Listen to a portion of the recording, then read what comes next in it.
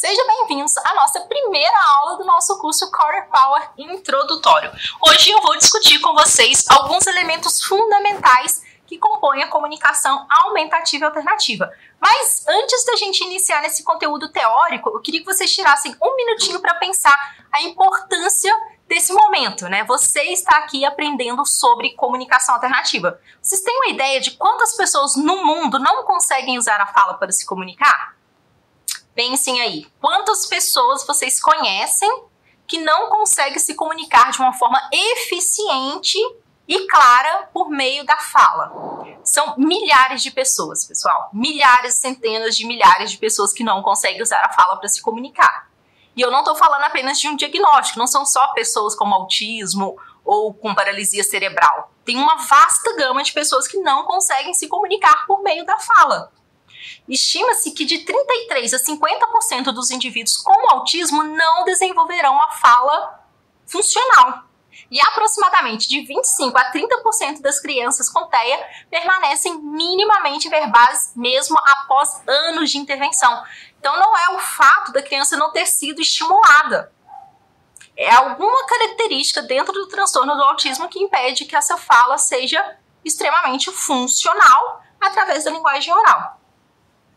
E de 8 a cada 1.000 pessoas no mundo não conseguem usar a fala para se comunicar. E apenas cerca de 5% delas receberão em algum momento da vida um dispositivo de comunicação alternativo.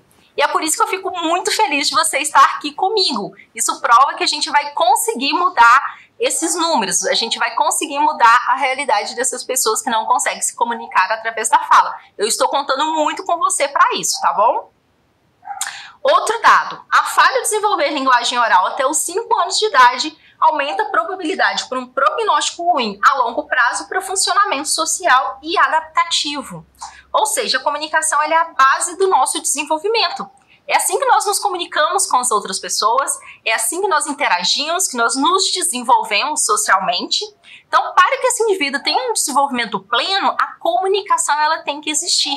E quando eu falo comunicação, não é só através da fala, né? Falar é apenas uma das formas de se comunicar. Vocês vão ver nesse curso que existem diferentes possibilidades da gente garantir que esse indivíduo que não tem a fala consiga se comunicar. Esse é o nosso objetivo aqui, garantir uma comunicação que seja eficiente e funcional para essas pessoas que não conseguem utilizar a fala.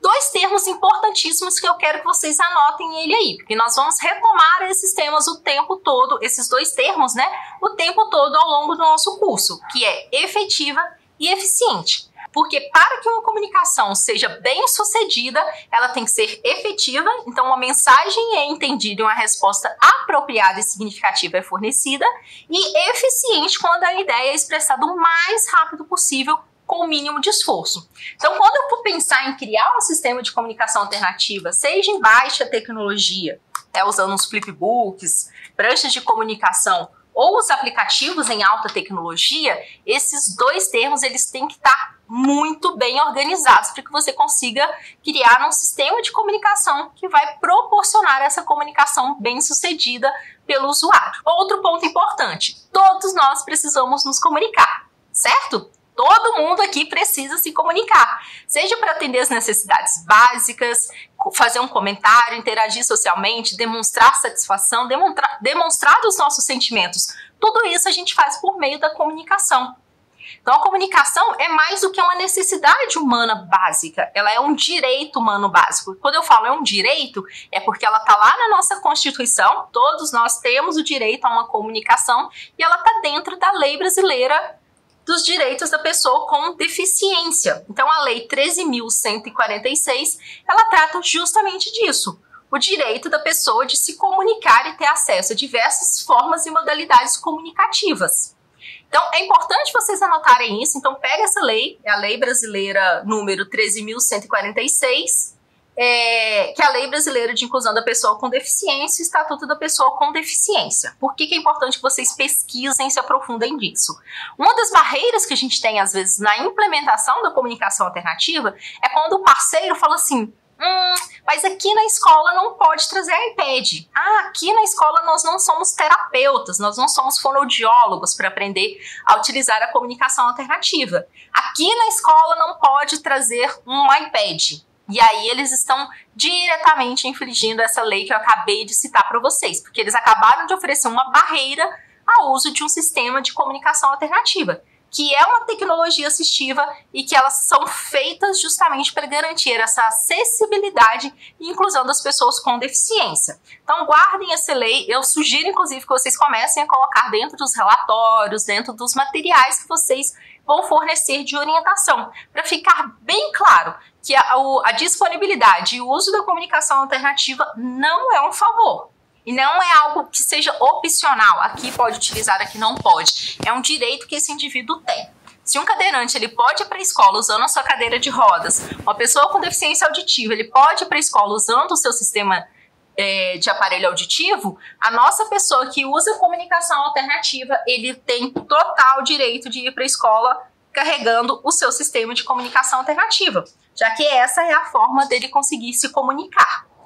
Antes da gente entrar na definição do que é essa comunicação aumentativa e alternativa, eu queria quebrar alguns mitos com vocês. Por mais que a gente já esteja cansado de falar sobre mitos na comunicação alternativa, né, eu falo que nem são mitos mais, já parecem que são crenças, né, de tanto que as pessoas repetem como se fossem verdades, mas não é, né, para a gente ter esses argumentos, e eu posso afirmar de forma categórica que isso são mitos, a gente tem uma vasta pesquisa científica que já foi testada com várias pessoas, provando que tudo isso que as pessoas falam e repetem como se fosse uma verdade não passa de uma mentira. Na verdade, é um mito que as pessoas insistem ainda em ultrapassar. Se eu pedir aí para vocês me contarem o mito, eu tenho certeza que a primeira coisa que vocês vão pensar é que a comunicação alternativa inibe ou prejudica o desenvolvimento de fala. Certíssimo, tá? Esse é o primeiro mito que aparece quando a gente fala na utilização da comunicação alternativa. Logo de cara a pessoa já pensa, vai entrar com o sistema de comunicação alternativa, então a criança não vai mais utilizar a fala. Ela vai ficar com preguiça de utilizar a fala. Ou até mesmo já escutei de vários pais mas se ele tocar aí, o sistema vai falar por ele, então ele não tem a necessidade de falar. Logo, vai prejudicar o desenvolvimento da fala. Gente, isso não passa de uma mentira, tá? E para falar isso, tem vários artigos que embasam de forma científica, né, por meio de várias pesquisas, que a comunicação alternativa ela não inibe ou prejudica o desenvolvimento de fala. Pelo contrário. Exatamente o contrário. Quando a gente entra com o recurso de comunicação alternativa, a gente está facilitando o desenvolvimento dessa linguagem oral. A fala, que é esse produto motor da linguagem, ela tem vários pré-requisitos, né? Falar não é fácil, tá? Pra gente produzir uma palavra aí, foi pelo menos uns 60 músculos que precisaram trabalhar de forma coordenada e automatizada para conseguir produzir uma palavra. Então, falar não é algo tão simples assim. Mas comunicar, todo mundo consegue se comunicar, tá? Então, a comunicação alternativa inibe ou prejudica o desenvolvimento de fala é o primeiro mito que geralmente aparece, e agora vocês já sabem que, pelo contrário, sempre vai ser uma forma de estimular mais essa comunicação, todas as formas de comunicação, né? Entre elas, a fala. Segundo mito, que eu brinco que é um mito de profissional, né? Que a comunicação alternativa é o último recurso aí na intervenção de fala e linguagem. Ou seja, trabalhamos diversas abordagens e metodologias para o desenvolvimento de linguagem oral, a linguagem oral não se desenvolveu, então agora vamos usar uma comunicação alternativa. Só que nesse agora vamos começar com a comunicação alternativa, sua criança já tem 5 anos, já tem 7 anos, já tem 10 anos, já é um adolescente de 15 anos. E ele perdeu um tempo gigantesco que ele poderia estar se comunicando e interagindo socialmente com as pessoas de uma forma mais funcional, e ele não conseguiu fazer isso ainda. Lembra que fala tem pré-requisitos. Eu acabei de dizer que uma grande parcela das pessoas com autismo ela não vai desenvolver essa fala funcional. Mas a gente pode garantir que ele tem uma comunicação funcional. Então não esperem, tá, gente? Não tem que ser o último recurso na intervenção. Pelo contrário, as pesquisas mostram hoje que a utilização da comunicação alternativa ela tem que ser a primeira intervenção, já que é a comunicação que vai lançar essas bases para o desenvolvimento de outras habilidades sociais, interativas, o próprio desenvolvimento cognitivo. Quanto mais cedo eu iniciar com a comunicação alternativa, mais eu vou garantir que esse indivíduo consiga se desenvolver plenamente. Outro mito muito comum que eu já ouvi várias vezes aí conversando com outros profissionais é que as crianças precisam ter um certo conjunto de competências cognitivas ou de linguagem para serem capazes de se beneficiar da comunicação alternativa. É aquela velha história, sabe? Ah, ele não aponta, então ele não conseguiria usar um sistema. Ele não faz contato visual, ele não sustenta esse olhar, então não poderia usar a comunicação alternativa. Ou ainda, mas ele tem nível 3 de suporte e ainda apresenta uma deficiência intelectual severa. Então, quer dizer que ele não tem habilidades cognitivas para usar um sistema. Gente, tudo isso é mentira, isso é um mito. A gente não pode julgar a capacidade da pessoa de utilizar ou de aprender a utilizar um sistema de comunicação pelo seu diagnóstico. Toda vez que a gente faz isso, a gente está sendo muito injusta com a pessoa com deficiência, porque a gente não consegue mensurar, na verdade, a capacidade dela por meio de um protocolo, por meio de números. Se a gente não dá a ela a oportunidade de aprender e se desenvolver, ela nunca vai chegar nesse desenvolvimento pleno. Então pensem nisso, tá? Se esses julgamentos de que não vai dar certo, ele não consegue, é muito difícil, não está sendo mascarado por um certo capacitismo aí, tá? Muita atenção, porque eu acredito que para mim, né, enquanto profissional da saúde, meu primeiro pensamento é: vamos dar ferramentas para que ele consiga se desenvolver ao máximo. Não importa o diagnóstico, não importa a deficiência, já que o meu trabalho é estimular que essa pessoa consiga o seu desenvolvimento pleno. Quando a gente oferece pouco ou simplesmente não oferece por julgar que ele não vai oferecer, a gente está desacreditando de tudo que a gente aprendeu na faculdade, né? Que é a neuroplasticidade, que é a capacidade do indivíduo de desenvolver qualquer habilidade. E qualquer pessoa pode se comunicar. Qualquer pessoa pode aprender a utilizar um sistema de comunicação alternativo, independente da deficiência ou grau dessa deficiência. Outro mito muito comum é com relação à idade. O que vocês já pensaram então em relação à idade? Qual que seria a idade ideal para a gente iniciar com essa comunicação aumentativa e alternativa? 2 anos, 5 anos, 6 anos, 1 ano? E aí, qual que é a idade ideal? Algumas pesquisas mostram que o ideal, né, na verdade, que a gente tem comprovação científica hoje, é que a partir de 1 ano e 6 meses, nós temos pesquisas que mostram que já é eficiente dentro do transtorno do espectro do autismo, da paralisia cerebral, da síndrome de Down. Então, entrar com a comunicação alternativa a partir de 1 ano e 6 meses, a gente já tem pesquisas que mostram essa eficiência, tá?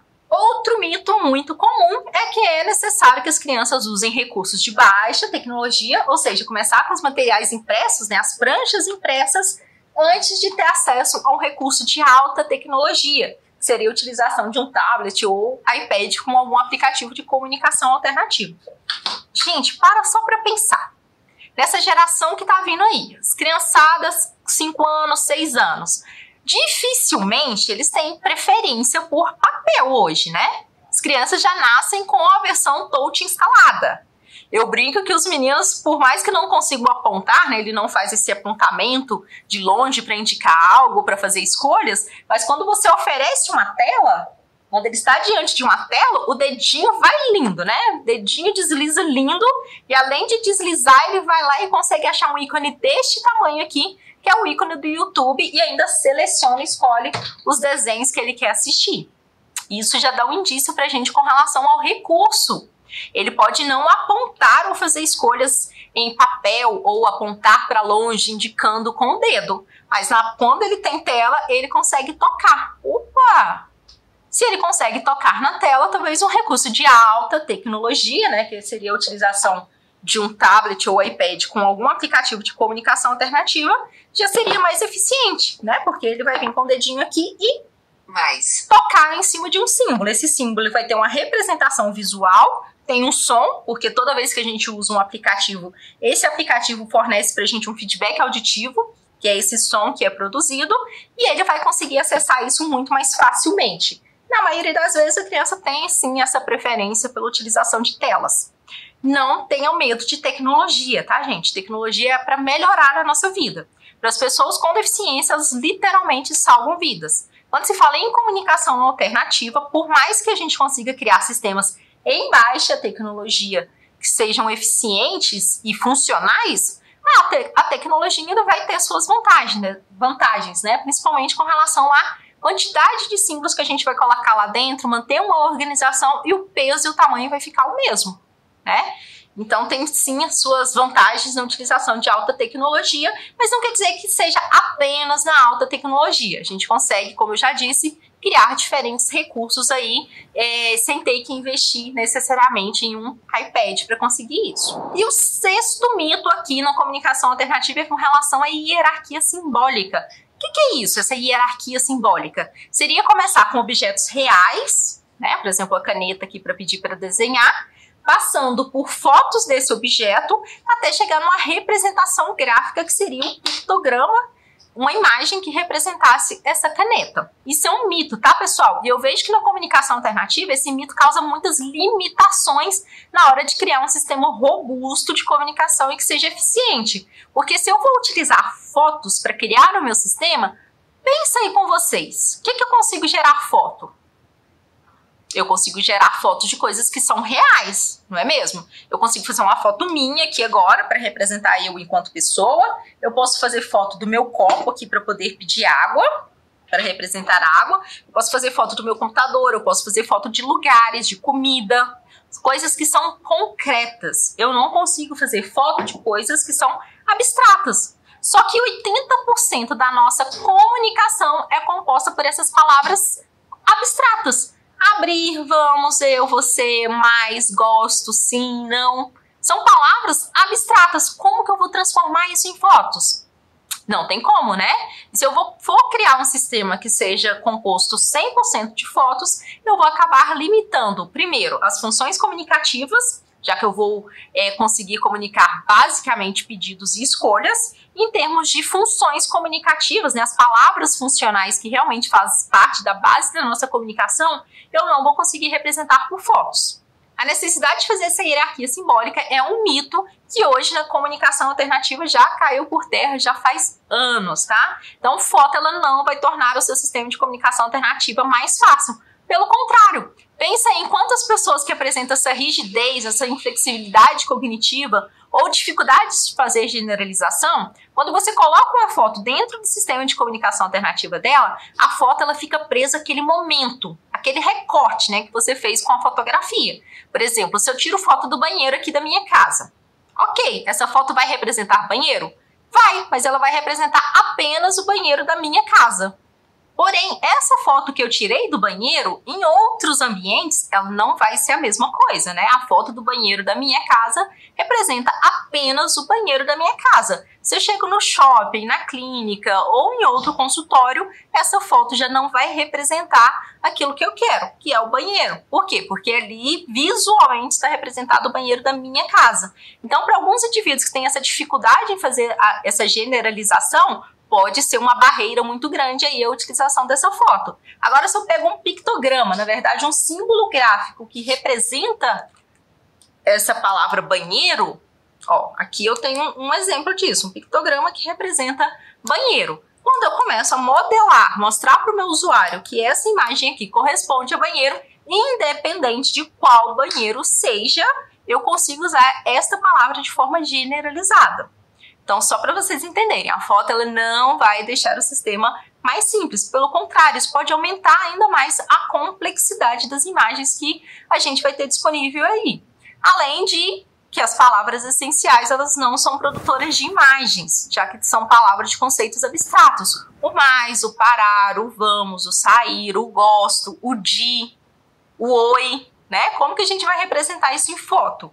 São palavras que têm conceitos abstratos e elas correspondem a 80% da nossa comunicação diária. Pensem numa frase. Se eu falo uma frase com 10 palavras, provavelmente de 7 a 8 palavras que compõem essa frase vão ser palavras com conteúdos abstratos. São essas palavras essenciais que nós vamos discutir aqui ao longo do nosso curso. Então, fechando essa questão de mitos, vamos para a definição do que é comunicação aumentativa e alternativa. Comunicação aumentativa e alternativa é um conjunto de técnicas e estratégias utilizadas para auxiliar a comunicação de pessoas com dificuldades de se comunicar por meio da fala. Ou seja, todos os recursos que esse indivíduo com necessidades complexas de comunicação vai ter disponível para se comunicar, já que por meio da fala não é algo que ele consiga fazer com eficiência ou com facilidade. Então, movimentos corporais, gestos, o olhar, fotos, imagens, tablets, aplicativos, computador, enfim, vários recursos, várias possibilidades da gente garantir que essa pessoa consiga se comunicar plenamente e atender os seus desejos e necessidades básicas. O primeiro A que a gente tem aí, né, comunicação aumentativa, refere-se a adicionar ou apoiar a fala de alguém. Então, alguns usuários de CA falam e podem precisar de sistema de comunicação alternativa quando a sua fala não for clara. Opa, olha que interessante, eu estou falando que a comunicação alternativa também pode ser utilizada para esses indivíduos que têm fala. 2 exemplos para vocês. Primeiro exemplo, aquela criança que tem muitas ecolalias, ou seja, ela repete muito aquilo que ela já escutou em outros momentos ou imediatamente, né? A gente fala uma palavra, logo em seguida ela repete, que é uma característica da ecolalia imediata. Ou ela fica repetindo coisas que ela escutou no desenho, na propaganda ou na televisão, que seria uma ecolalia tardia. Então ela fez o mais difícil, né, do ponto de vista de linguagem. Ela conseguiu desenvolver a fala, só que ela não consegue organizar essa fala para ter uma comunicação mais eficiente. Por exemplo, a criança ela fala frases longas, falas complexas, só que na hora de querer sair da sala, ela para em frente à porta e ela simplesmente chora. Ela não consegue organizar a linguagem a ponto de falar, eu quero abrir a porta, eu quero sair da sala. Então, nesses momentos, por mais que essa criança fala, em termos de linguagem, ela ainda é muito pobre. E a comunicação alternativa pode ajudar muito nesses casos, para trazer mais organização para essa fala, né, para ele entender de fato aquilo que ele está comunicando e também para a gente aumentar a complexidade sintática, começar a fazer frases um pouco maiores do que esse indivíduo consegue falar hoje. Presta atenção, essas crianças que têm fala, mas ainda é uma fala reduzida, na maioria das vezes ela fala o substantivo, ela fala carrinho, azul, biscoito. Mas as palavras essenciais ali, o que vai dar função e significado para essa fala, né, para essa linguagem que ele tentou expressar, às vezes não aparece. Por exemplo, quero pegar o carrinho azul, quero pegar o carrinho azul. Nessa frase, eu usei 5 palavras, 3 eram essenciais. Se eu falo só carrinho azul, o que eu quero com esse carrinho? Eu quero fazer um comentário, eu quero fazer um pedido, eu quero recusar, eu quero falar com o meu coleguinha da escola tem um carrinho azul, eu quero pedir ajuda para pegar esse carrinho dentro do armário. Não dá para saber, né? Já que eu precisaria de ter essas palavras funcionais para entender qual que é o propósito desse carrinho azul. Outro caso que também se utiliza a comunicação alternativa de forma aumentativa é nas apraxias de fala. Às vezes a criança ela consegue produzir algumas palavras, só que o gasto físico mesmo, né, para ela produzir essa palavra é muito grande. E às vezes ela produz poucas palavras, né? Ela consegue produzir palavras de forma intencional, mas de forma muito limitada. Então a comunicação alternativa pode ajudar ela a expandir essas possibilidades de comunicação e comunicar mais funções comunicativas. E nosso segundo A aí, né, de alternativa, é usada em vez da fala do indivíduo. Então, para esses indivíduos que não desenvolveram ainda a fala, já que a gente sabe que a comunicação alternativa pode ajudar nesse desenvolvimento de fala, né?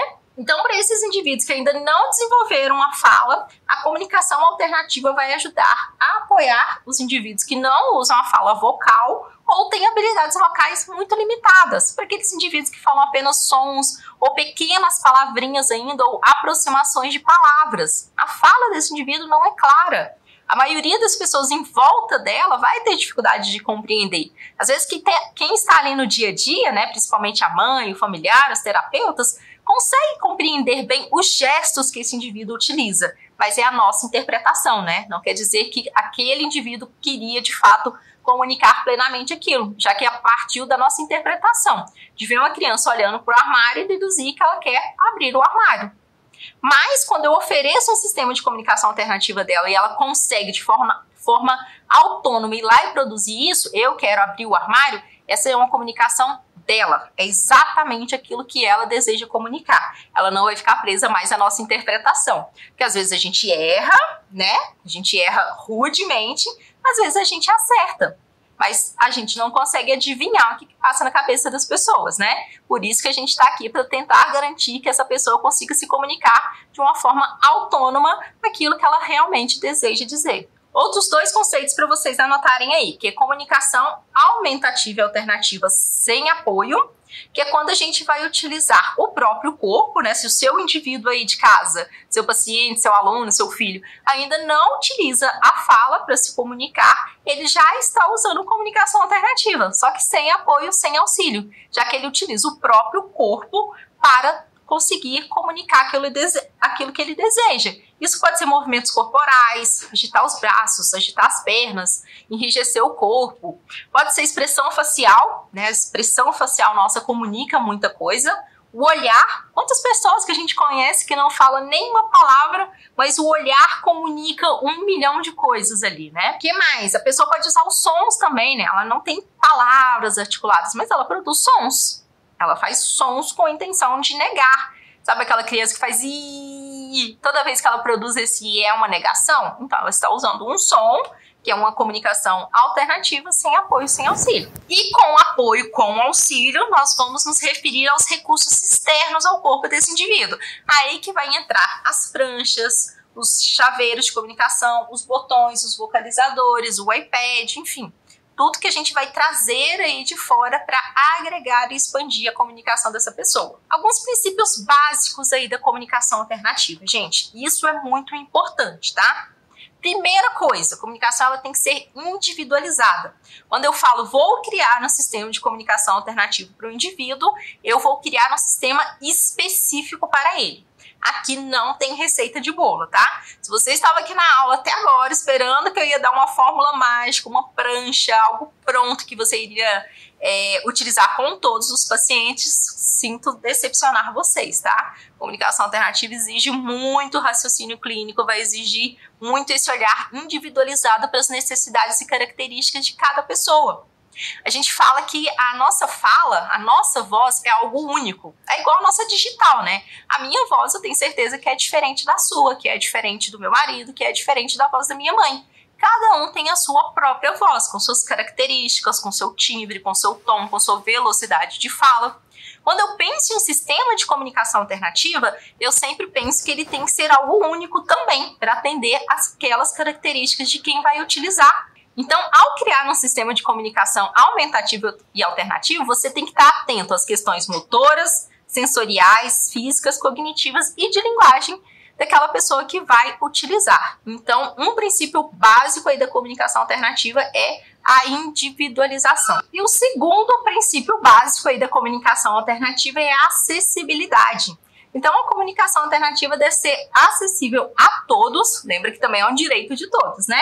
Independente das suas limitações físicas, cognitivas ou linguísticas.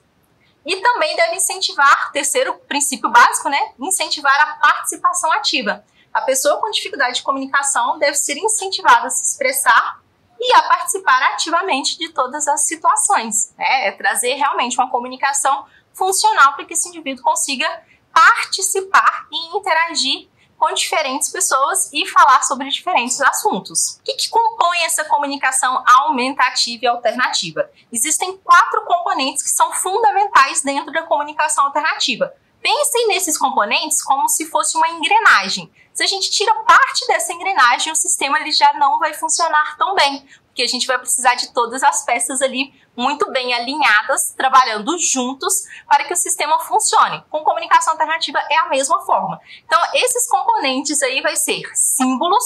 Símbolos é o que vai carregar o significado, é a representação daquilo que a gente quer comunicar. Existem diferentes tipos de símbolos. Os símbolos gráficos, né, que são essas imagens aqui que a gente vai colocar no sistema de comunicação. As fotos também são símbolos, né, já que vai representar uma pessoa ou um ambiente. A escrita também é um exemplo, né, de símbolos abstratos. A nossa fala também é um símbolo abstrato. Outras possibilidades que a gente vai ter são símbolos tridimensionais. É possível, sim, a gente imprimir esses símbolos em 3D para garantir essa comunicação para indivíduos com deficiências visuais e auditivas, né? No caso das deficiências múltiplas. O recurso é onde esses símbolos vão ser inseridos. Então, eu vou definir o meu conjunto de símbolos. Ó, o meu conjunto de símbolos são essas palavras que eu coloquei de forma organizada aqui dentro do meu sistema. O recurso, no caso, é esse livro aqui de comunicação. Esse é o meu recurso de comunicação, é onde os símbolos vão ser inseridos. Esse aqui é um recurso de baixa tecnologia. Quando eu vou para um aplicativo, usando um iPad, né, que no caso do meu, eu vou ter um recurso de alta tecnologia. Os meus símbolos também estão organizados aqui dentro de um recurso de alta tecnologia. Só que não existem apenas esses recursos, né? Eu posso utilizar chaveiros, eu posso usar esses botões vocalizadores, que a gente vai ter a possibilidade de gravar uma palavra ou frase. Vou gravar aqui uma palavrinha. Mais. Então, esse é um recurso de média tecnologia. Existem diferentes recursos, tá, gente? Para a gente conseguir garantir essa comunicação. A técnica é a forma que a gente vai conseguir acessar esses símbolos dentro do nosso recurso. Eu posso fazer isso através do acesso direto, quando qualquer parte do corpo do indivíduo consegue acessar o sistema de comunicação. A gente vai chamar isso de acesso direto. Pode ser feito com o dedo, com a mão, com a cabeça, utilizando o pé, enfim, várias possibilidades onde alguma parte do corpo do indivíduo consegue tocar no símbolo. A gente vai chamar isso de acesso direto. Só que existem outras formas, né? Eu posso usar uma varredura. Dentro dos aplicativos, alguns aplicativos eles vão trazer essa possibilidade de uma varredura, ou seja, os símbolos vão ser selecionados de forma automática. Quando chegar naquilo que o indivíduo quer comunicar, ele pode utilizar um acionador, uma ponteira ou até mesmo um piscar dos olhos para acionar esses botões, acionar aquilo que ele deseja comunicar. Outra possibilidade é o eye gaze, que é quando eu utilizo o movimento dos olhos, no caso eu apontar com os olhos para conseguir comunicar. Em baixa tecnologia a gente vai colocar símbolos nas extremidades, apenas com os movimentos dos olhos esse indivíduo vai conseguir selecionar aquilo que ele deseja comunicar. Em alta tecnologia, a gente vai ter recursos aí extremamente sofisticados para conseguir fazer essa varredura. À medida que o indivíduo foca em cima de um símbolo, ele vai selecionar aquele símbolo e vai falar aquilo que o indivíduo selecionou a partir da fixação dos olhos. Uma coisa importante na hora de considerar a utilização do eye gaze, que é esse apontar com os olhos, é se o indivíduo consegue focar ou direcionar o olhar de forma intencional, né? Já que ele vai ter que fixar esse olhar naquilo que ele deseja comunicar. E as estratégias é a forma que a gente vai tornar isso possível, né? Então tem que pensar no treinamento de parceiros de comunicação, na alfabetização, no desenvolvimento de linguagem, que é o nosso objetivo principal, e na modelagem. Ou seja, as estratégias é como que a gente vai garantir que essa comunicação seja eficiente e funcional. Outra coisa importante para a gente fechar essa aula aqui de conteúdos básicos é com relação às cores que a gente vai utilizar. Vocês já devem ter reparado que eu utilizo cores para separar e organizar os meus sistemas de comunicação alternativo. Essas duas primeiras colunas aqui que estão em amarelo, né, são os pronomes. Eu, você, ela, ele. Aqui no meio, de verde, são os verbos. Então, tudo que envolve ação no meu sistema vai ser verde. Perguntas aqui ficou em lilás. Expressões sociais, a gente vai utilizar o rosa. Oi, tchau, bom dia, boa tarde. Aqui os descritores e adjetivos vão ficar azul. Então, a gente tem uma chave de cores, que se chama chave de cores de Fitzgerald, que é usada mundialmente aí para a gente conseguir categorizar e organizar a linguagem dentro de um sistema de comunicação alternativo. Observem essa imagem aqui que eu coloquei na tela para vocês verem. Essa imagem eu retirei de uma pesquisa, que o intuito dessa pesquisa era identificar, dentro dessas opções que estão aqui, qual layout é mais funcional na expressão de mensagens multissimbólicas, ou seja, selecionar mais de um símbolo. Então, nesse layout A, nessa prancha aqui da letra A, a gente tem um símbolo sem utilização de cor de fundo, né? Vocês estão vendo que ele não usa cor, e também não tem uma organização consistente. Tá tudo muito misturado aqui, né? Nessa segunda opção da prancha B, a gente já tem uma organização categórica, ó, primeira coluna pronomes, depois verbos, substantivo e um adjetivo. Tá bem categorizado e organizado. Na prancha C, a gente tem a utilização da cor de fundo, mas não tem uma organização consistente, né? Tá tudo misturado, tá parecendo uma salada de frutas aqui. Na letra D, a gente já tem uma organização consistente desse vocabulário e a gente tem a utilização da chave de cores. Olhando aí para esses layouts, A, B, C ou D, qual dessas pranchas você acha que os indivíduos participantes dessa pesquisa conseguiu comunicar muito mais rápido e conseguir construir frases muito mais rápido? Se você falou letra D, está certíssimo, tá? Na letra D, os indivíduos participantes dessa pesquisa, eu coloquei a referência aqui do artigo, né, e vou disponibilizar para vocês também. Os indivíduos participantes dessa pesquisa teve maior agilidade e velocidade na hora de selecionar e montar frases utilizando esse layout aqui, onde eu tenho a chave de cores preenchendo o fundo e eu tenho uma organização sistemática desses símbolos. Então aqui para vocês verem, né, a chave de cores de Fitzgerald está disponível aqui também nos materiais, tá? Só para vocês guardarem. Então rosa, tudo que for rosa no meu sistema é para representar expressões sociais. Oi, tchau, bom dia, boa tarde. Amarelo vai ser os pronomes, verbos vão ser em verde, laranja vai ser para substantivos e azul para os adjetivos. Na chave de cores de Fitzgerald adaptada, a gente já vai usar o lilás ou roxo para as perguntas. Branco ou preto, que não se enquadra em nenhuma dessas categorias. Então vamos só resumir tudo que nós vimos nessa aula? Apresentei para vocês o que é a comunicação aumentativa e alternativa. Lembra que é um conjunto de técnicas e estratégias utilizadas para apoiar a comunicação de um indivíduo e ajudar ele a comunicar em mais contextos ou mais funções comunicativas. E é composta por 4 elementos que têm que funcionar como se fosse uma engrenagem: os símbolos, recursos, técnicas e as estratégias. Todos esses elementos é que vai garantir que o indivíduo consiga se comunicar de forma plena e funcional. Falamos também sobre a utilização de fotos, né? Bota esse asterisco aí, muito cuidado com relação à utilização de fotos. Fotos não vai deixar o sistema mais fácil de ser utilizado. Pelo contrário, você pode aumentar, inclusive, a complexidade. Outra coisa que a gente tem que levar em consideração é a utilização de fotos em baixa visão. Se o indivíduo apresenta uma baixa visão, a foto pode ser muito complexa de acordo com os elementos que estão nela, né? Quando eu diminuo a complexidade da imagem, coloco o fundo, um alto contraste, destacando só a silhueta, pode facilitar aí a percepção dessa imagem para indivíduos com baixa visão. Se você tem dúvidas com relação à visão do indivíduo, sempre encaminha para um optometrista, tá, gente? A visão é o primeiro contato que a gente tem com sistemas de comunicação alternativo, né, baseado em símbolos gráficos. Então, se essa visão, se esse indivíduo não consegue processar visualmente as imagens, não consegue ter a percepção dessas imagens, pode ser difícil para ele utilizar um sistema baseado em símbolos gráficos, né? Por isso que a avaliação em comunicação alternativa ela tem que ser, sim, multidisciplinar, né? Já que a gente está lidando com um indivíduo com diferentes características e necessidades. E discutimos também os principais mitos em torno da comunicação alternativa. Peguem esse artigo que eu separei para vocês, que está aqui nos materiais do curso, que é os 5 mitos da comunicação alternativa.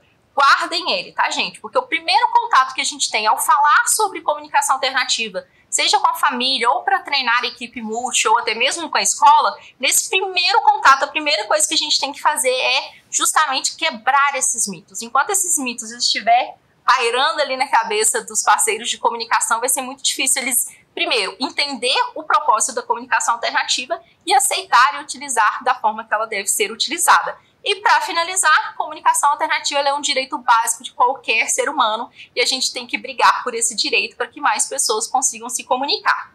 Vejo vocês na próxima aula.